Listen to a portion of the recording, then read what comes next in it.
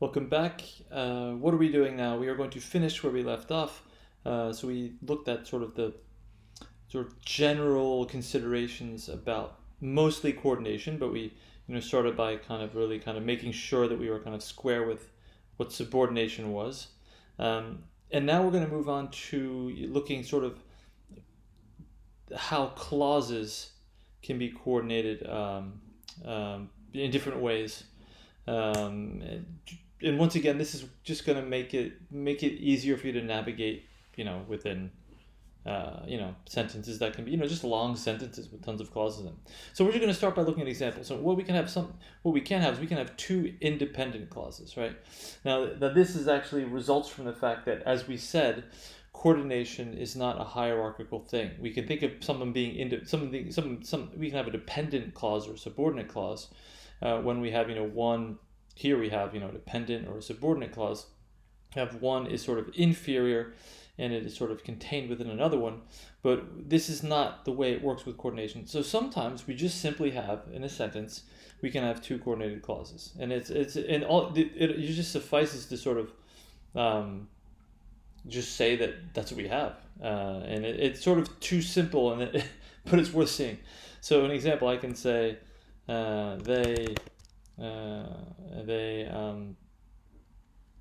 they took out the trash and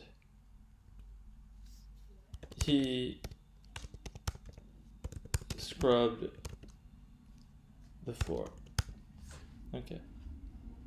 So they took out the trash and he scrubbed the floor. Oops. Typically we're going to have a comma here. Okay. And how are we going to analyze this? We're going to turn on our drawing mode. We have the red pen. We're going to say they took out the trash. That is a clause, right? That's a verbal structure. He scrubbed the floor. And these are fully independent here, right? Here we have and is a coordinator, our typical one. And we're gonna, I should have named this, we're gonna call this number one. So notice not one is not contained within the other, which suggests we have our sort of equal relationship, which means that these two things are independent. And so we're just going to say, if we had to say, what can we say about this? 1 and 2 are, you could say independent, you don't need to, but independent coordinated clauses. If you just say coordinated clauses, that's fine. You can also add the fact that they're independent. And that's it. That's all I got to say, right? We just have, it's sort of as if we have two sentences that are it's sort of like we're multiplying the sentence and having another example of a sentence, and that's I don't want to make that any more complicated than it has to be. So we're going to move on to the next case.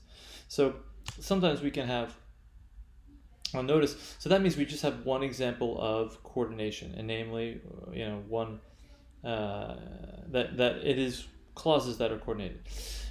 We have independent clauses being coordinated. No, so but at the same time we can also have subordinated clauses that are coordinated. So that's something that just to be familiar with. So I could say this. I can say people thought the service was slow and the hall was messy.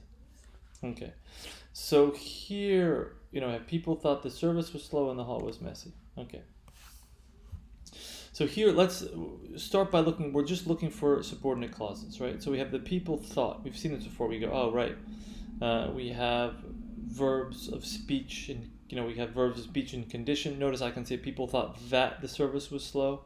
We've seen this before, right? We've seen this kind of a thing. Notice the service was slow would be a sentence, right? That means we can put a that in front of it. That means here we have a that clause, right? But notice we have another one. We have another one just we have another one that is coordinated with it once with our coordinator, right? So because of that, one is not contained within the other. We don't have a hierarchical relationship. We have a relationship of equality, and because they're equal, we've already seen this. We can say, oh yes, just like what we said before, they're going to have the same. Well, typically it's possible that they have a different structure, but sort of by default, they're going to have the same structure and function. It is possible to use our little stylistic device of a hendiadys or a zugma, right? If it is not the case, remember, but typically, right, we're just going to assume that they have the same structure and function. It's easier. Otherwise, I think you just make life complicated. So first of all, 1 and 2 are, let's say they're coordinated, right? I think it's a good idea to say that they're subordinate clauses. They're coordinated subordinate clauses. So if they're subordinate clauses, that means they're contained, by the way. Once we say that they're subordinate clauses, right, we might as well go back and it isn't necessary, right? But, to make things, we're sort of really being explicit. That means they're contained within another clause. And of course, that's going to be 3. The main clause, right? Okay. So I don't need to do this, but I want to make sure that this is sort of coherent. 3 is a main clause. There's a main clauses with 2 subordinate clauses contained within it, and this is allowed to occur because we have our coordinator. We have 2 coordinated subordinate clauses contained within 1. Now notice, by the way, I can just look at 1 and it works. If I sort of ignore this, people thought the service was slow. That's fine, and it would also works if I only have the second one. I sort of pretend that this doesn't exist. I just say people thought the hall was messy. They're both correct, right? So I'm just coordinating 2 clauses that are both correct, right? And once again, I could in theory have 4 coordinated clauses. I could say people thought the service was slow, the hall was messy, the waiters were rude, and the manager was also impolite, something like that. So I've had 4 coordinated subordinate clauses, and so they're all, typically, right? Now I'm talking about 1 and 2, so I'm going to talk about the structure. If I identify the structure of this one, you can kind of check. It's typically going to be the same as 1. If you say that they're coordinated subordinate clauses, you can just give the structure and function of 1 because it's going to be the same as the other. So here we could start with the function, right? Here we have the service was slow. We say, here we have thought, which is a verb of speech recognition. That means we typically introduce that clause. We might as well say it to that clause. If just a reminder, that clauses, sometimes the subordinator that might be missing, but I could rewrite it again. I could say people thought that the service was slow. Notice I could say people, if I want to be really explicit, I could do it with both. I could say people thought that the service was slow and that the hall was messy. It's a little bit, it's a little bit cumbersome. I don't need those words, especially both of them, but it's possible, right? It could be a little bit rhetorical. It's sort of, you give the impression that you're really being very deliberate with your language, right? Being very sort of careful and deliberate in expressing what you want to express. So here we have our 2 subordinate clauses. The service was slow, the hall was messy, right? So and they both have the same structure. Because we can replace we kind of should have proved that to ourselves. We can put our that back in there, and they work independently. I can say people thought the service was slow. That sentence is valid. Or I could say people thought the hall was messy. That's valid. So they're perfectly independent, and they have the same structure, and also they have the same function. Thought, that is our verb of speech of cognition. We've seen that when we have verbs of speech and condition, introducing that clauses, they are going to be the direct object of those verbs. Once again, people is the subject, the object is different, dissociated from the subject. That means we have a transitive pattern direct object. Great. So that's all you need to do here, right? This is a typical. So sometimes what happens here, yeah, we can sometimes have, right, two. We can have two uh, subordinate clauses, or two or more, right? We can have just coordinated subordinate clauses. That's all. And we could have any member. So, and that's sort of one thing that you're going to see. That's one way that we can combine these things. We could also have another thing I'm going to add.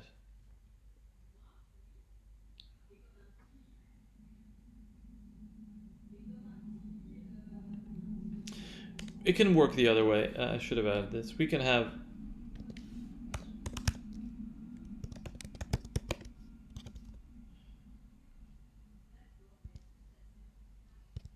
subordinated coordinated clauses.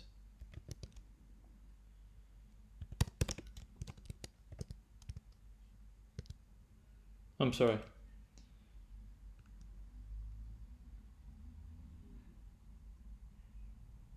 I think I'll leave it there. I don't want to make this any more confusing. I can say, I'm sorry, coordinated clauses with subordinate clauses. So here, I just want to make you comfortable with the different ways that we can have clauses within clauses, right? Here we have two clauses, right? 1 and 2 are both within clause 3, right? And as it turns out, we have two coordinated clauses in a main clause, right? But a main clause, I don't know why this has a plural here, the main clause can contain clauses in other ways, right? Okay, so I could have something like this, right? I could say they. Oops, I don't want to use the. I have to get rid of this. Get back to here. Don't want to. Okay, they. No, I don't want to. They were. I don't think it's too good. I want to mix things up a little bit. No, I will say they. Okay, they want to participate in the event, but no one said they could. Okay, so the question is, what do we have here, right? Okay, maybe I'll do something really big. No. Yeah. We'll do something really big so you can hopefully feel comfortable with this one. Although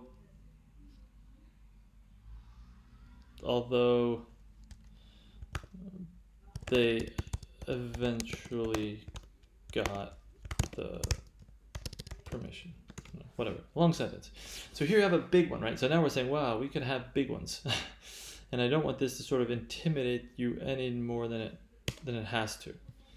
Right, we're going to make a little space here. Okay, so they want to participate in the event, but no one said they could, although they eventually got the permission. So the first thing to say is, we have to identify what's going on here, right? We have to sort of identify our clauses. So we're going to say, okay, first of all, first one. A little point, doesn't matter. We have this one. They want to participate in the event. That is a clause.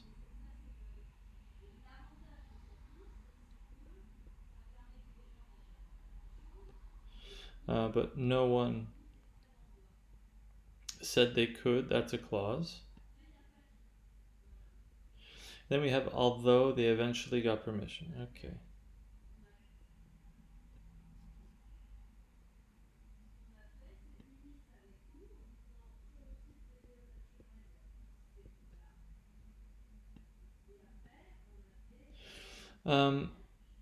So some things might not be. This last one is, making it's a little bit difficult, but it should be okay. So we're going to call this one 1.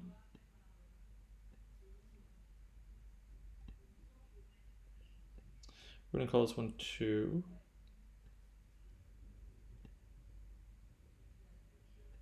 We're going to call this one 3.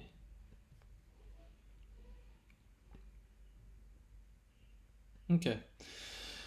So here we're going to try to sort of use what we know. What do we know? We know that here we have our but. We familiarize with, we say, right, we're aware that but is a coordinator. We've seen it on our list. I could say they wanted to participate in the event and no one said they could, but we're expressing opposition, right? But notice we can't change the order. I can't say but no one said they could. So but, we can't say but no one said that they could. They just wouldn't make any sense. So here we have, first of all,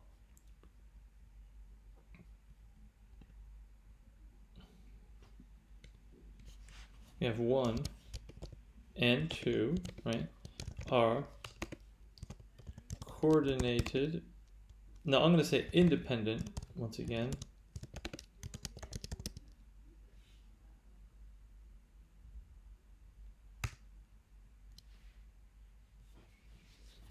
Here we have 1 and 2 are coordinated independent clauses. Great. Okay. So here we have, what I'm saying is we don't have anything. This is just like this first example. They took out the trash and they took out the trash and he scrubbed the floor. We don't have any relationship of subordination of this one to this one. We just have this one is next to this one, but they have the same. They're on the same level. One is not contained within the other. So we have 2 independent clauses. They're not these clauses are not subordinated to something else. Okay, great. But at the same time, within each one, we have other clauses. For example, if we look at this a little bit closer, we can say that, here we have, you might have noticed this before, here we have something else. Colors are kind of a mess. Here we're going to call this 4. I'm going to call this 4 on the right.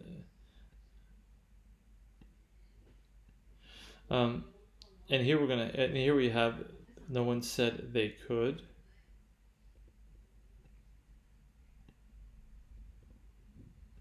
We're going to call this 5.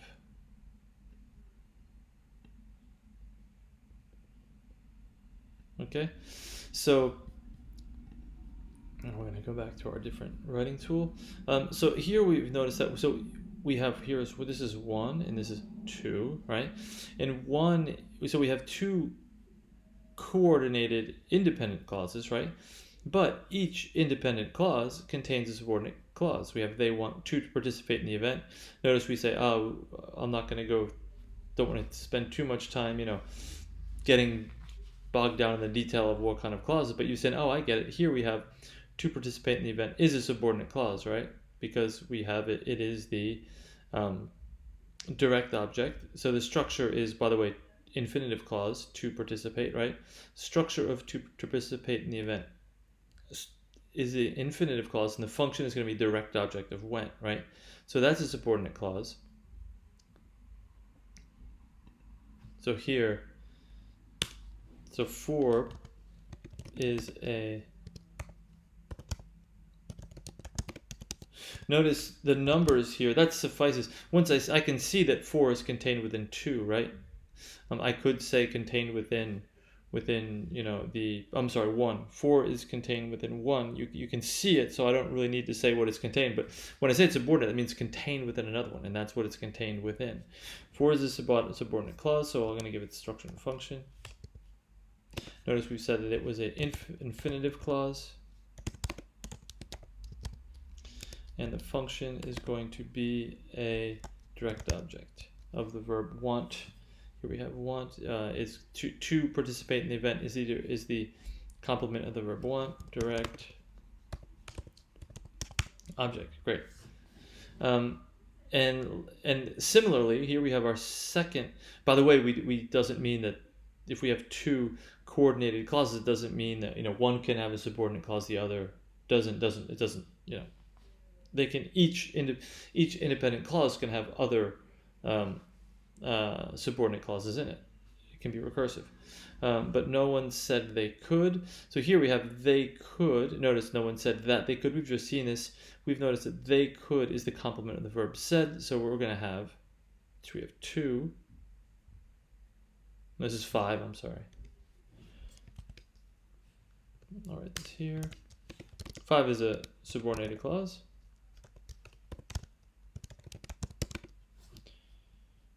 I'm sorry, subordinate clause. Structure. Here we state that they could is contained within the clause no one said they could in clause 2, and it is, we can say, oh right, they said that they could, it's a that clause, it's a complement of a speech verb, and similarly the function, it is that they could as a clause is the direct object complement of the verb said, so we're just going to say direct object. Great. So that means here we have, what do we have? That what we just sort of put our finger on is that we have 2, 1, and 2 are both coordinated independent clauses, right? And each one contains a subordinate clause. And we can go on and on. We can have clauses within clauses. So that's just to say that sometimes we can have subordinate clauses that are coordinated and they are both contained within the same clause, or we can have 2 coordinated independent clauses, right? And each one can contain a subordinate clauses or any, there are different combinations. So don't be sort of unarmed if you have that. And so that we've seen that, but what about this last thing? What about this? Although they eventually got the permission. So here we have, before we even go on, we've said, oh, here we have, this is we're going to call it 3, right? You're hopefully aware that you see this although, right? We say, oh, here we have a subordinator followed by something that could be a sentence, right? They eventually got the permission would be a sentence. So although is really a good coordinator. So we've just called that, well,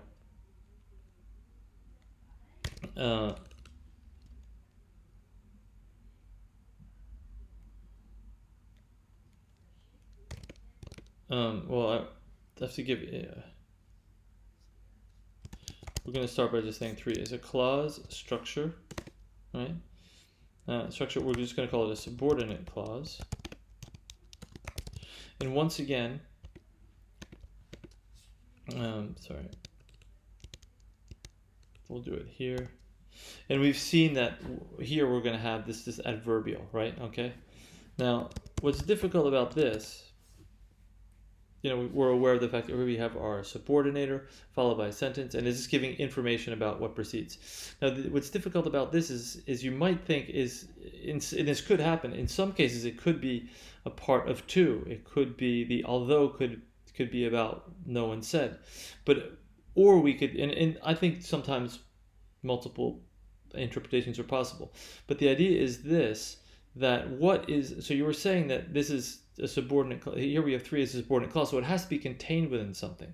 So what we're going to have to really, to make everything just to be explicit is possible. This isn't necessary, but just to make sure that you understand what's going on here, we're going to make our last drawing here.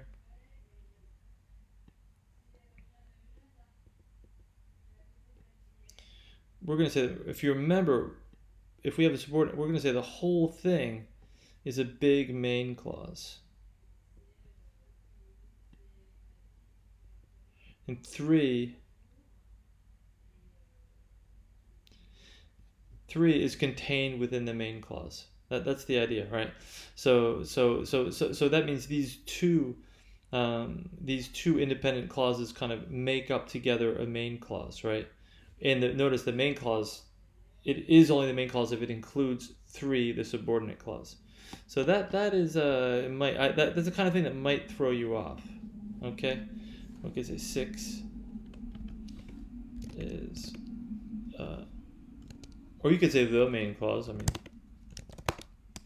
everything's contained within 6. So we can have, and so there might be this question of, what is although contained within 2?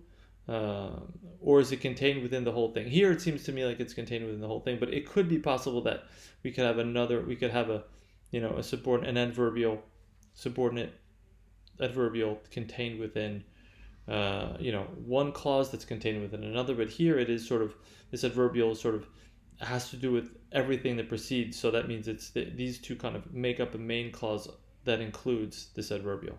And then the last thing, all right, this is kind of a big week here. Now we're going to look at what we call, we're going to look at the full, being really exhaustive about this, but hopefully this will help you to kind of get through some of the difficulties. We're really looking at all the difficulties here. So I understand that you might find this a little bit difficult to get through, but we're really going to be thorough, because that means we're going to look at texts, and you really should be able to be much more at ease with texts. So now we're going to look at we're going to really look at the fact that the full sort of we're going to look at how far we can go with this idea that anything can be coordinated. So if you remember, when we said anything will be coordinated, we look at things like, we said, nouns can be coordinated. I'm going farther. Adjectives, we've looked at prepositions, we could say adverbs, really anything can be coordinated. And what is actually kind of difficult is sometimes that means sort of parts, not usually have structures refer to sort of whole units, right? We've looked at like noun phrases, we've looked at adjective phrases. These things sort of make up a whole, and so we said that these sort of units can be coordinated. But sometimes we can have parts of, let's say, clauses that can be coordinated, and it might kind of throw you off. So I want us to sort of show you how you can handle that. So I could say something like this. I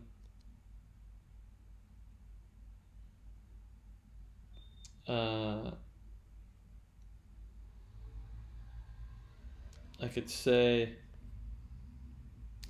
they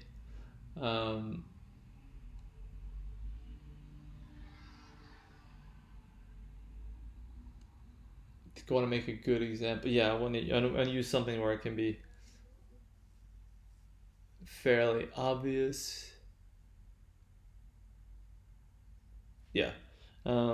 Sorry about this. I'm getting there.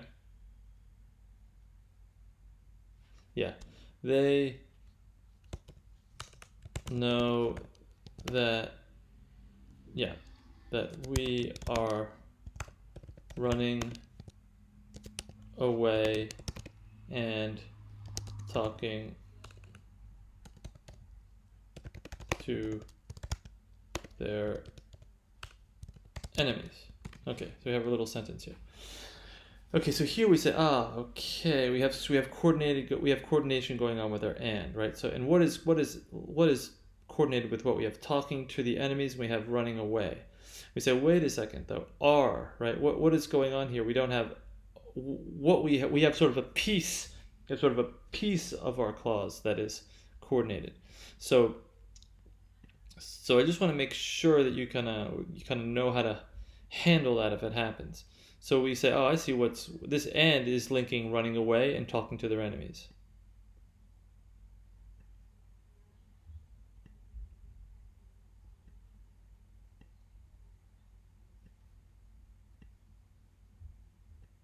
Okay, we're going to call that 1.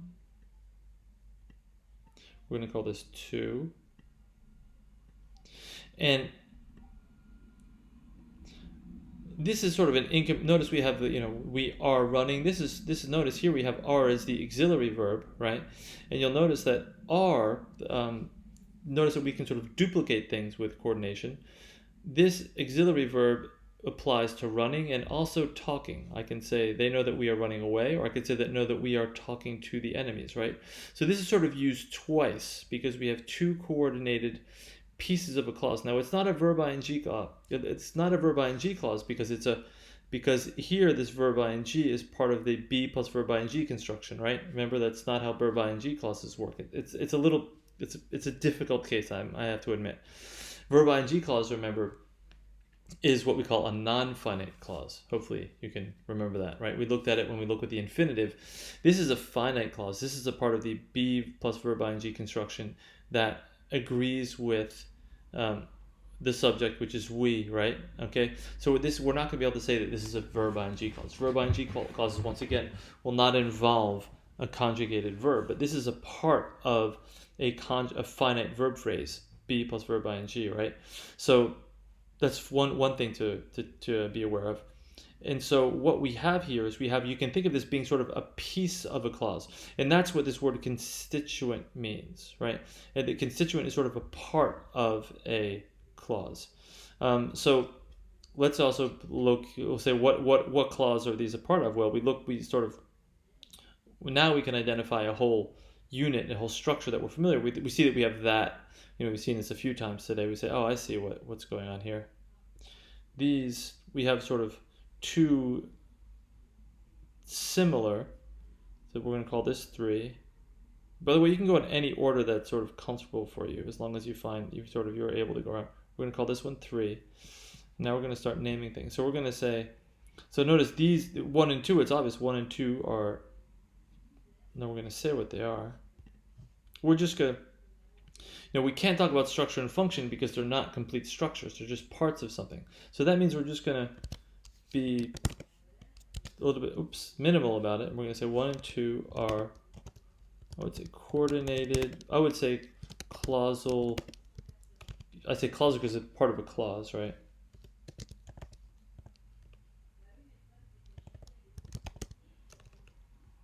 I'm going to just say that these things are, what are they? They're coordinated clausal constituents, okay? That means they're just pieces of, because we can have really anything, right? Who's to say that we've cut off here, but we could cut off at other points, right? We could really have anything can be, any piece of any kind of structure, right? Can be coordinated, and that can be a difficulty. So the idea is you don't want to go farther than just to say, okay, here we have two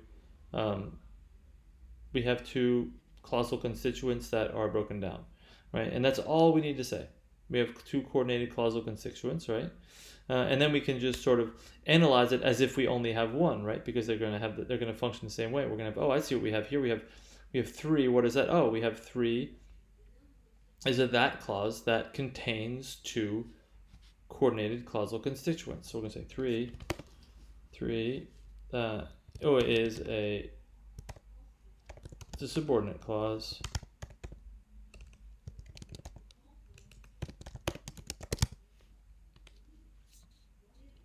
So it's a subordinate clause. We're going to give it structure and function. Here we have it's a that clause. Sorry. And the function, it's going to be complement that clause that we are running away and taking to our enemies. This is a complement of the verb know, so the function is going to be the direct object. Okay, and that's it. That's really kind of the most, we've seen some really pretty complicated stuff. I encourage you to, this document will be, I'm going to save this. I'll save this. I'm going to save this now. This document will be also uploaded onto our Moodle page, so you're going to perhaps feel like watch this video again while consulting this document.